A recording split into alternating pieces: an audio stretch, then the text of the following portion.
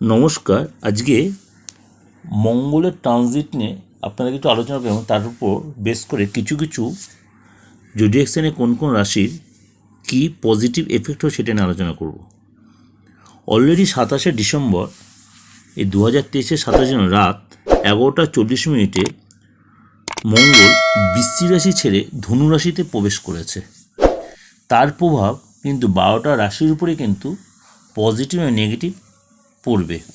সুতরাং এই মঙ্গলের রাশি পরিবর্তনে কোন কোন রাশির উপরে শুভ প্রভাব পড়বে সেটা একটু জেনে নিই। ধনু রাশি, এই রাশির এই মঙ্গলের ট্রানজিটে, কারণ আপনার ঘরে মঙ্গল তার ট্রানজিটে এসেছে, সুতরাং আপনার ক্ষেত্রে কিন্তু প্রচণ্ড কনফিডেন্স লেভেল হাই হবে।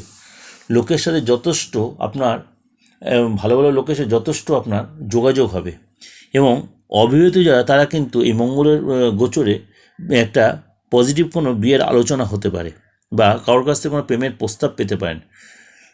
মঙ্গলের গোচরের কারণে আপনার জীবনে সাহস, শক্তি অর্থাৎ কনফিডেন্স যথেষ্ট বাড়বে এবং যদি আপনি এই সময় কোনো চাকরির পরীক্ষা দিয়ে থাকেন বা ব্যবসার, যদি আপনার কোনো কনস্ট্রাকশন লাইনের ব্যবসা বা কোনো ম্যানুফ্যাকচারিং লাইনের ব্যবসা হয় বা আপনার কোনো এই আগুন সংক্রান্ত রিলেটেড কোনো ব্যবসা হয়, তাহলে কিন্তু আপনি যথেষ্ট সেখান থেকে সাকসেস পাবেন। স্বাস্থ্য সম্পর্কে সতর্ক থাকবেন, বাইরের খাবার এড়িয়ে চলবেন, আর রাস্তাঘাটে চলাফেরার ব্যাপারে একটু সাবধানে চলবেন।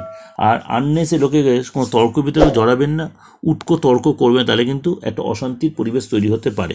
নিজের মধ্যে ঔদ্ধত্যটাই কন্ট্রোলে রাখবেন। যাই এগুলো সবই কিন্তু ওভারঅল আপনাদেরকে প্রেজেন্ট করলাম। ভালো লাগলে অবশ্যই লাইক করবেন, সাবস্ক্রাইব করে নোটিফিকেশনটা অন করবেন, যত লোকের শেয়ার করবেন। নমস্কার, সবাই ভালো থাকুন।